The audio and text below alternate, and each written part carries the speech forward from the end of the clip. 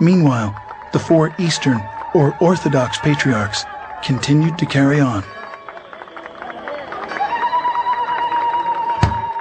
In 1517, a little-known German monk named Martin Luther, protesting certain Roman Catholic practices, nailed a 95-point thesis to the door of the Roman Church in Wittenberg. His critique started what is now known as the Protestant Reformation. Fueled by complex political, social, and economic factors, in addition to religious problems, the Reformation spread like a raging fire into virtually every nook and cranny of the Roman Catholic Church. As decade followed decade, many branches of Protestantism took various forms. Different divisions insisted they were neither Protestant nor Catholic, most wanting a less centralized form of leadership. Anyone could start their own church, which led to today's 2,600 different Protestant denominations. While many profess to being Christians, they reject the biblical data which speak of the historic church, throwing the baby out with the bathwater. Some pretended to be the New Testament church, but were seriously off base, leading many people far astray from Christ and the church. But that first church of the apostles, despite persecution, political oppression, and desertion, miraculously carried on. Today, the four patriarchates remain intact, in full communion, maintaining the original apostolic faith of the New Testament record. The holiest two Christian shrines, the Nativity, where Jesus was born, and the Sepulchre, where Jesus was buried and resurrected, are still protected to this day by the Orthodox Church. As the 165th direct successor to the Apostle Peter, the Patriarch of Antioch, Ignatius IV, presides on a street called Straight, as is mentioned in the Bible. Patriarch Ignatius IV took his name after the great martyr Ignatius I, who was the third to preside on the throne of Antioch from 67 to 107 AD.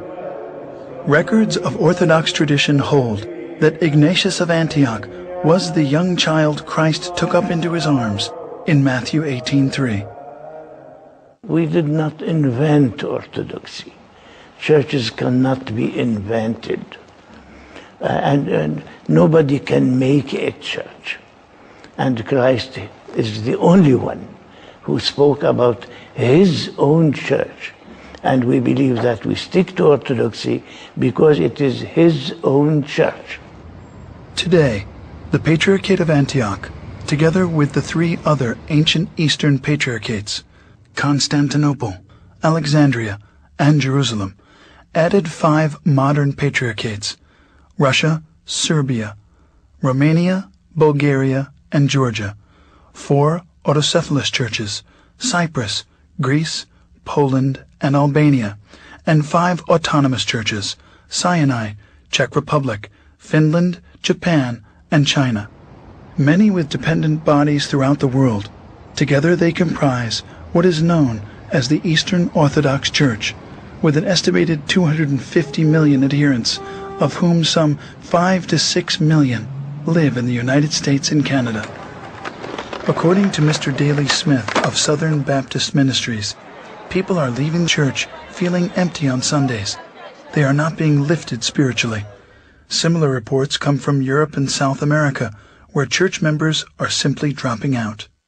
My parents raised me Baptist, and it wasn't ever really doing it for me. They used to make me go to church every Sunday, and now I just kind of don't believe in anything.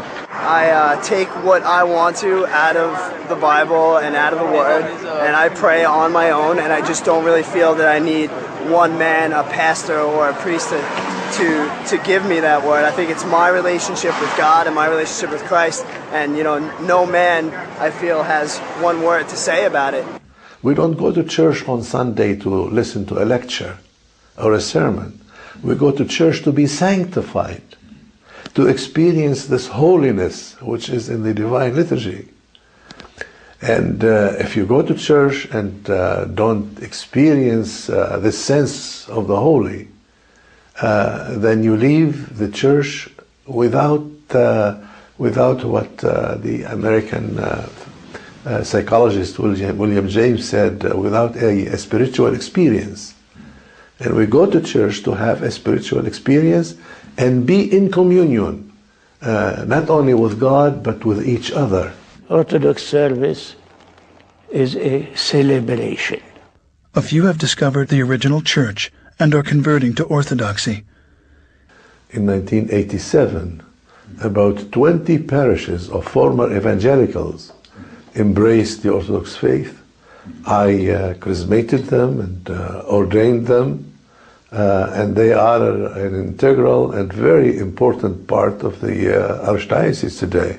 The thing that brought us to at least look at the church was after almost a decade of campus outreach and evangelism in the 60s, we became convinced that biblically we had to be tied into the church to do what we were doing. We did not set out to discover orthodoxy. We set out to find out what the ancient church was really like. And in doing so, we discovered orthodoxy. O you Orthodox Christians, may the Lord God remember His heavenly kingdom, always, now, and ever, and unto the ages of ages. From the beginning, the breaking of the bread and wine was kept at the very center of Christian worship. The uniqueness of Orthodoxy and how it differs from Protestantism is this, that we do not, through the Divine Liturgy, we do not tell people what Christ said only. Through the sacrament, which we call communion or the Eucharist, Eucharistia, we tell people what Christ indeed did.